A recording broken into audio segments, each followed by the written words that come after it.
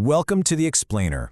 I'm honestly so thrilled to walk you through this material today. We're going to explore a piece of ancient literature that is just packed, completely loaded with deep emotional resonance and some really fascinating structural themes. It's a text that survived for millennia, and as you'll see, it still speaks volumes, literally volumes, about the human condition, our deepest fears, and what we actually truly value. Hide me in the shadow of your wings. Just let those words wash over you for a second. It's an incredibly evocative, powerful plea, isn't it? When we look at this ancient text, we aren't just reading dusty historical words on a page, we are tapping into a profound, desperate cry for safety and intimacy. This single line right here perfectly sets the atmospheric tone for the whole shebang, everything we're about to unpack today. And that emotional plea brings us right to the central question of our explainer. What does an ancient prayer actually tell us about justice, fear, and human nature? We're going to look at how the author journeys through the very real terror of being hunted, the absolute demand for personal vindication, and ultimately what it actually means to seek true satisfaction. It is a massive, dramatic arc, and we're going to map out this journey step by step. Okay, let's dive into this. Section 1, A Cry for Justice. We're looking at verses 1 through 5. Let's ground ourselves objectively in the historical text on screen. We're looking at Psalm 17 from the English Standard Version. Now, what you're going to notice right out of the gate is that the tone isn't exactly what you might expect from a typical, comforting prayer. It actually kicks off with a very specific, almost legalistic demand. Notice those opening lines. Hear a just cause, O Lord, attend to my cry, and let your eyes behold the right.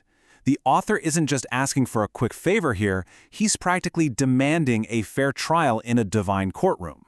Let's break down this dense legalistic plea a bit. David is laying out this incredibly bold claim of total innocence to bolster his case. He states his heart has been tried by night, a time of vulnerability and deep introspection, and nothing was found. Zero. He claims his mouth hasn't transgressed, he's actively dodged the ways of the violent, and his steps have held securely to the right paths. This is such a fascinating look at human nature, right? The author is establishing his absolute moral high ground. He is standing there confident, essentially saying, look, I've done everything right, now I need you to do what's right for me and provide vindication.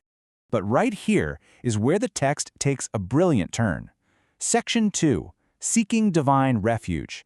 We get a massive shift in tone. Keep me as the apple of your eye.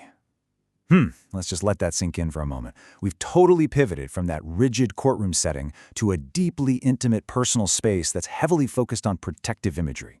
It's arguably one of the most famous metaphors in literature.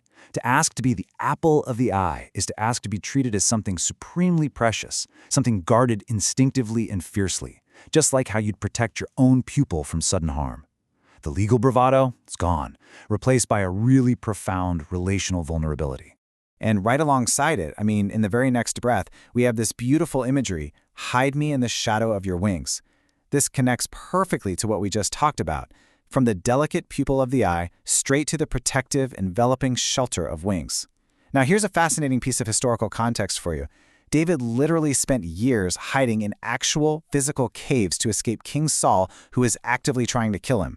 So this imagery of a safe harbor, a living fortress against the storms of life, it isn't just nice poetry, it is deeply grounded in his own desperate, gritty survival. It's exactly why these words still hit so hard in our modern culture. We all fundamentally get that human need for a sanctuary when the world just becomes way too overwhelming. And the world in this text is definitely overwhelming. Section 3, The Lurking Lion, the enemy approaches.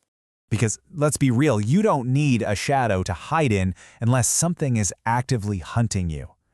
The pacing of the text really ramps up here. It gets faster, more frantic, and much more urgent as we're formally introduced to the antagonist. We see this visceral, step-by-step buildup of pure terror. Step 1, the enemies close their hearts to pity. There's no negotiating with them, period. Step 2, with their mouths they speak arrogantly, just full of pride and malice. Step 3, the physical trap closes in as they literally surround our steps and set their eyes to cast the author to the ground. And finally, step 4, the ultimate predatory metaphor. The enemy is described as a lion eager to tear, a young lion lurking in ambush. The tension and the fear right here are just absolutely palpable. Which brings us to our final section, worldly wealth versus righteous rest, a truly stark contrast. So, how does the author wrap up this incredibly intense journey from the courtroom to the sanctuary to the lion's den? Well, he does it by stepping back and presenting a profound philosophical resolution. Now, what's really interesting about this slide is this fantastic piece of context that comes straight from a footnote in our source text. It gives us an alternate translation for the phrase describing these vicious enemies. It reads, "From men whose portion in life is of the world." Highlighting this footnote adds such a great layer of scholarly depth to our understanding. The author isn't just saying, hey, my enemies are physically violent. No, he's categorizing their entire worldview. Their sole focus, their entire portion, is locked completely into temporary earthly existence. They are 100% consumed by the material here and now. And this brilliantly illustrates the philosophical climax of the text. On the left side, we have the men of the world. Their portion is in this life. They have their bellies filled with treasure, they're satisfied with having many children, and they leave their leftover abundance to their infants. It's basically a picture of total, material, earthly success. But then, on the right side, look at David's stance. As for me, he says, I shall behold your face in righteousness. When I awake, I shall be satisfied with your likeness. The contrast is just staggering. The enemies are satisfied with material things, treasure, legacy, earthly portions. But the author, despite being actively hunted and terrified, claims his ultimate satisfaction comes purely from a transcendent, righteous connection. This ancient text really leaves us with a profound mirror to hold up to ourselves. So I'm going to leave you with this final provocative thought based on what we've unpacked today. What is your portion in this life? Are you kind of like the antagonist in the text, satisfied strictly by the material treasures and earthly legacies you can accumulate?